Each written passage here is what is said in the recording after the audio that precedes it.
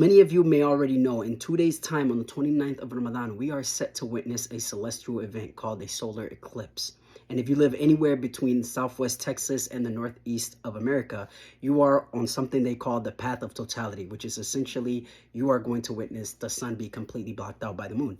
Now, before you run and get your solar eclipse glasses, we as Muslims have lenses in which we observe and we interpret what we see around us.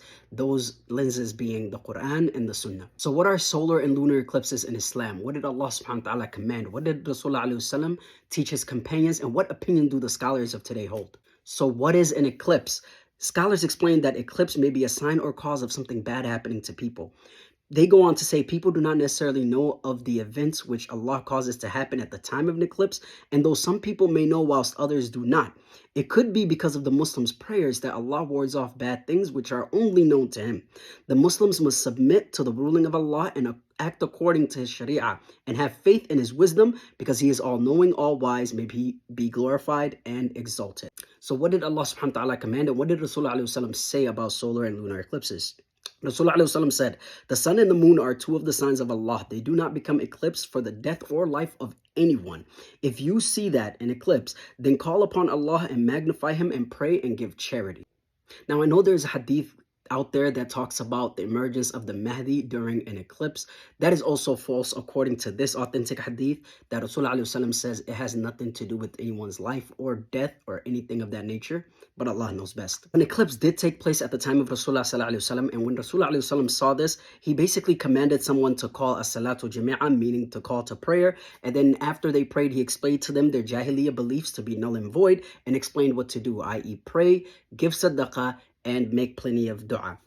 And it's also recorded that Rasulullah came out one day in an agitated state because of a solar eclipse, and he had thought that the day of judgment had begun. Now, this is the main reason why Muslims should be concerned during solar or lunar eclipses, because solar and lunar eclipses are the two signs of Allah, which He scares His slaves and reminds them of the things that will happen on the day of resurrection.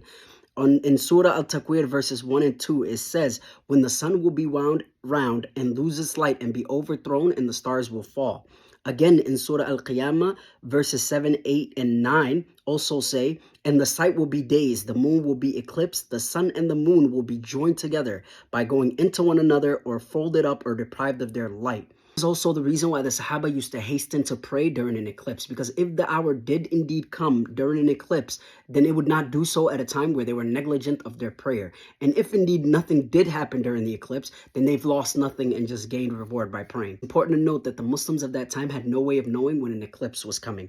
But later, when astronomy and calculations of the movements of the sun and moon became well known, and it became known that experts could know when an eclipse was likely to happen, the scholars or ulama pointed out that this did not change the ruling and that Muslims still had to do what they were commanded to do and at the time of the eclipse. But we were also prescribed to not concern ourselves with the matter of trying to predict an eclipse. Now, science will tell you that a solar and lunar eclipse is nothing more than the mere alignment of the planets at a daytime or nighttime. The scholars do warn about taking an exclusively scientific approach or interpretation of a solar and lunar eclipse. They say this is mainly because this is a sign of hard-heartedness, and that you're able as a human being, as a mu'min, to look up and see a sign that you know you will see on the day of judgment and think nothing of it and just literally go get glasses and have a good time and look at it. No, this should instill fear in every Muslim, every mu'min, everyone who believes in Allah and His books and the last day. Now, I tried to keep it as brief, as informative as possible, and I am going to leave a link of my source in the description. So I hope this helped you out, and please guys, leave the glasses alone and try to go in and get a couple prayers in. Thank you.